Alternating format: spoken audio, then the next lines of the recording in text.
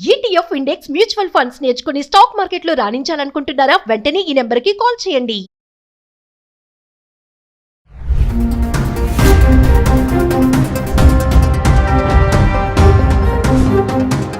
మొట్టమొదట మీరు మాట్లాడమని అడిగింది ఏంటంటే లేటెస్ట్ అమెరికన్ అప్డేట్స్ ఏంటి, ప్రస్తుతం ఎలా ఉంది పరిస్థితి ఇక్కడ. సో అమెరికన్ సిచ్యువేషన్ ప్రస్తుతం ఎంప్లాయ్మెంట్లో చూస్తే చాలా లే ఆఫ్స్ జరుగుతున్నాయి, hundreds of thousands across the board. So అది ఒకవైపు.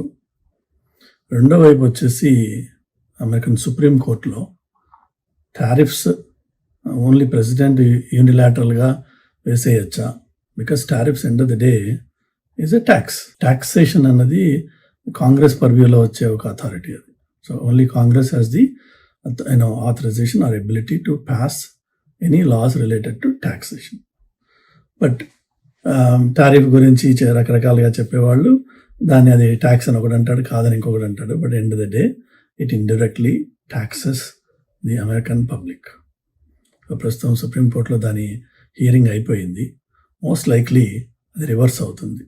అంటే ప్రాబబ్లీ ఇంతకుముందు కలెక్ట్ చేసిన టారిఫ్స్ని రిఫండ్ ఇవ్వక్కర్లేదు, బికాజ్ ఇచ్చినట్టయితే అదో పెద్ద అవసరం వస్తే అదో పెద్ద మెస్ అవుతుంది. కాబట్టి దాన్ని ఉంచేసి going forward these tariff should be nullified and president should get Congress approval అని చెప్పి అడిగే అవకాశం ఉంది. ఒకవేళ అలా అని కాంగ్రెస్కి వెళ్ళినట్టయితే అది అక్కడ కాంగ్రెస్లో ఆ బిల్లు పాస్ కాదు. సో అది ప్రస్తుతం ఒక ఇండికేషన్. త్వరలో అది జడ్జిమెంట్ బయటకు వచ్చినట్టయితే దానివల్ల కొంత కేయాస్ ఉంటుంది, కొంత ఊరట ఉంటుంది, కొంత ఎకనామిక్ రిలీఫ్ ఉంటుంది, కొంత ఎకనామిక్ సర్టెనిటీ ఉంటుంది అనమాట. ప్రస్తుతం ఇక్కడ ఫెడరల్ బ్యాంక్ ఏదైతే ఇంట్రెస్ట్ రేట్స్ సెట్ చేస్తుందో ఈవెన్ దే ఆర్ అన్అవేర్. వాళ్ళకి కూడా ఏం అర్థం కావట్లేదు ఏం చేయాలి దీంతో. ఎందుకంటే ప్రస్తుతం ఉన్న గవర్నెన్స్ గవర్నమెంట్లో అగమ్య గోచరమైన పరిస్థితి అనమాట. I think by the end of these holidays come January కొంత స్టెబిలిటీ వచ్చే అవకాశం ఉంది. అలానే మెల్లిగా పవర్ ఈక్వేషన్స్ మారుతున్నాయి. కొత్తగా ఎక్కడైతే ఎలక్షన్స్ అవుతున్నాయో అన్ని చోట్ల కూడా డెమోక్రాట్స్ ఆయా సీట్స్ని స్వీప్ చేస్తున్నారు. అసలు అన్ఎక్స్పెక్టెడ్ ప్లేసెస్లో కూడా డెమోక్రాట్స్ విన్ అవుతున్నారు. దానివల్ల జరిగేది ఏంటి, రిపబ్లికన్స్ కొద్దిగా బ్యాక్ ఆఫ్ అయ్యే అవకాశాలు ఉన్నాయి. దాంతో కొద్దిగా ఈ ఎక్స్ట్రీమ్ స్టెప్స్ ఏవైతే ఉన్నాయో ఇమిగ్రేషన్లో కానీ లేక ఈ టాక్సేషన్లో కానీ ఇంటర్నేషనల్ రిలేషన్షిప్స్లో కానీ కొంత తేడా వస్తుంది త్వరలో. బట్ ఆ త్వరలో అంటే అర్థం నెక్స్ట్ ఇయర్ ఆఫ్టర్ జనవరి మోస్ట్ లైక్లీ. అయితే అవన్నీ దేశ కాలమాన పరిస్థితి అన్నట్టయితే మీ ప్రేక్షకులు వాళ్ళకి ఉన్న ఇంట్రెస్ట్ ఏంటి ఈ టాపిక్లో అని చూసినట్టయితే ఈ H1Bలు ఏమవుతున్నాయి, నెంబర్ 1. నెంబర్ 2, ఉద్యోగాలు ఉంటాయా పోతాయా. నెంబర్ 3, అమెరికాకు వచ్చి ఇంకా ఇక్కడ చదువుకోవాలా, చదువుకున్న తర్వాత ఉద్యోగం వస్తుందా. ఈ FPT తీసేశారు కదా, తీసేసినప్పుడు మరి దానివల్ల జరిగే ఎఫెక్ట్ ఏంటి అంటే కాలేజీలో మాస్టర్స్ కంప్లీట్ అవ్వగానే ఉద్యోగం రెడీగా ఉండాలి, లేదంటే వాళ్ళు వెళ్ళిపోవాలి ఇంటికి. సో ఈ ప్రగాఢమైన ప్రశ్నలు ఉన్నాయి. ఆన్ టాప్ ఆఫ్ ఇట్ రీసెంట్గా ఆటోమేటిక్ రెన్యువల్స్ ఫర్ EAD, అలా H1B, అట్లా కొన్ని కేటగిరీస్ ఏవైతే ఉన్నాయో ఆటోమేటిక్గా రెన్యూ అవుతూ ఉండేవి. ఆ ఆటోమేటిక్ రెన్యువల్స్ని తీసేశారు. దానికి కూడా కోర్టుకి వెళ్ళి ఫైట్ చేయడము అది జరుగుతుంది. కానీ ఆటోమేటిక్ రెన్యువల్స్ తీసేస్తే పరిస్థితి చాలా ఘోరంగా ఉంటుంది. ఎందుకంటే జనరల్గా ఇక్కడ ఏదైనా ఒక ఎంప్లాయ్మెంట్ ఆథరైజేషన్ మీద వర్క్ చేసేవాళ్ళు చాలామంది ఉంటారు, టెన్స్ ఆఫ్ థౌజండ్స్లో ఉంటారు. ఎవరెవరైతే గ్రీన్ కార్డ్ ప్రాసెస్ మొదలుపెట్టి దానికోసం వెయిట్ చేస్తున్నారో, లేక ఈ పెళ్ళిళ్ళ ద్వారా EADలు వచ్చిన వాళ్ళు ఉన్నారో, రకరకాల కేసెస్ ఉన్నాయి ఈ ఎంప్లాయ్మెంట్ ఆథరైజేషన్తో పనిచేసేవాళ్ళు. అలానే ఆటోమేటిక్గా H1 ఎక్స్టెన్షన్ అయ్యేవాళ్ళు కొంతమంది ఉన్నారు. ఎవరెవరికైతే గ్రీన్ కార్డ్ ప్రాసెస్ మొదలయ్యి I-130 అప్రూవల్ అయిపోయి ఆ తర్వాత 1 year దాటిన తర్వాత ఇంతకుముందు ఎక్స్టెన్షన్ ఆటోమేటిక్గా వచ్చేది. అట్లనే ఇంకొక రూల్ ఏముండేది అంటే ఈ ఎక్స్టెన్షన్ ఒకసారి అప్లికేషన్ ఫైల్ చేసిన తర్వాత నువ్వు కంటిన్యూ చేసేసుకో, నువ్వేమీ ఆపాల్సిన అవసరం లేదు, అది ఆటోమేటిక్గా వస్తుంది. It may take 6 months or 7 months, but there is no break. అని ఇంతకుముందు ఉండేది. ఇప్పుడేమంటున్నారంటే ఎక్స్టెన్షన్ అఫీషియల్గా నీ చేతిలో లేకపోతే you have to stop working. So ఊహించండి, ఉద్యోగాల్లో ఉన్నవాళ్ళు ఈవెందో అన్ని కాగితాలు ఉండి అంత స్టేటస్ ఉన్నా వాళ్ళు they cannot be employed. Employers వాళ్ళకి పే చేయకూడదు అఫీషియల్గా. అండ్ ఏ పెద్ద ఎంప్లాయర్ కూడా అది రిస్క్ తీసుకుని వాళ్ళని పేరోల్లో ఉంచరు. ఎందుకంటే ఇక్కడ ఎంప్లాయ్మెంట్ వెరిఫికేషన్ జరిగిన తర్వాతనే అన్నీ అవుతాయి. సో ఈ పరిస్థితులు ఎవరెవరికైతే ఇంపాక్ట్ అవుతాయో వాళ్ళకి చాలా ఇబ్బందికరమైన పరిస్థితి ఇప్పుడు. సరే, ఇమిగ్రేషన్ రైట్స్ నడుస్తూనే ఉన్నాయి, అది ఒక చండాలమైన సిచ్యువేషన్. ఓవరాల్గా immigrants as a whole, Indians అనే కాదు, ఇమ్మిగ్రెంట్స్ ఎవరికి కూడా ఇది మంచి టైం కాదు. అది పాపం ముందు మన వాళ్ళందరూ ఏమనుకున్నారంటే ఈ కొత్త గవర్నమెంట్ రాకముందు హిస్పానిక్స్ కానీ మన ఇండియన్స్ కానీ మన వాళ్ళైతే పూజలను హోమాలు చేసి మరీ ఈయన కోసం వ్రతాలు పెట్టి పూజలు చేసి ఓట్లు వేశారు. అలానే హిస్పానిక్స్ కూడా అంతే చేశారు. యాక్చువల్గా వాళ్ళు ఈయన ఇమిగ్రేషన్ క్లీన్ చేస్తాడని చెప్పి చాలా చాలా చాలా ట్రస్ట్ చేశారు. కానీ జనరల్గా ఇది నేను 25 ఏళ్ళ నుంచి చూసిన, అప్పట్లో మేబీ కొత్తలో వచ్చినప్పుడు కొంతమందిని రిసీవ్ చేసుకోవడానికి వెళ్ళాను ఎయిర్పోర్ట్కి 2-3 సార్లు. అప్పుడు చూసేవాడిని అనమాట. ఆల్రెడీ ఇక్కడికి వచ్చి సెటిల్ అయిపోయిన వాళ్ళు ఎవరైతే ఉంటారో వారు ఇక్కడ మేబీ 2 or 3 years ఉన్నవాళ్ళు ఉన్నారు.